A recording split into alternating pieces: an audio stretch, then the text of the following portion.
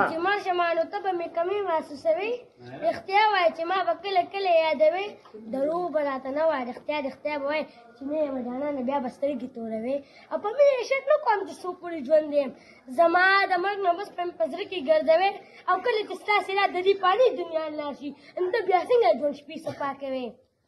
تسرى كلمة تمجد سبحان الله والحمد لله ولا إله إلا الله والله أكبر ولا حول ولا قوة إلا بالله العلي العظيم. ما شاء الله.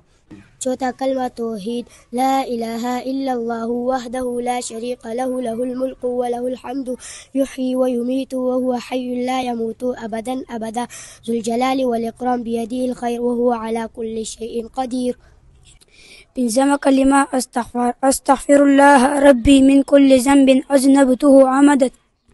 أو خطأ سرا أو علانية وأتوب إليه ومن الذنب الذي أعلم ومن الذنب الذي لا أعلم إنك أنت علام الغيوب وستار العيوب وغفار الذنوب لا حول ولا قوة إلا بالله العلي العظيم. كفر اللهم إني أعوذ بك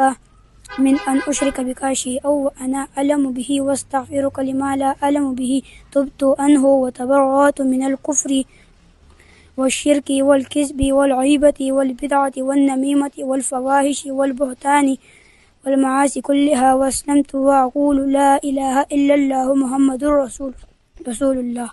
نو الله دې وکړي چې دغه کلیپ نه ډېر شی والدین دا زده کړه وکړي او خپل بچي صرف کالج یونیورسټۍ او سکول ته نه بلکې مدرسې ته هم راولي او دغه دیني زده کړې ورته هم ورکړي چې دا د بچي د ټولو نه اولنی حق دی او د دې په باره کې به زموږ استاسو نه د قیامت په ورځ تپوس کیږي چې تاسو د خپلو بچو د دین په باره کې د هغې څومره تربیت کړی او څومره د هغې رهنمایي تاسو کړې ده. نو که تاسو خپل آنلاین قرآن او دینی علوم زده کول غواړئ او یا خپلو بچیانو کشرانو ته په خپل کور کې په خپله نګرانۍ کې آنلاین د قرآن حفظ ناظره تجوید قاعده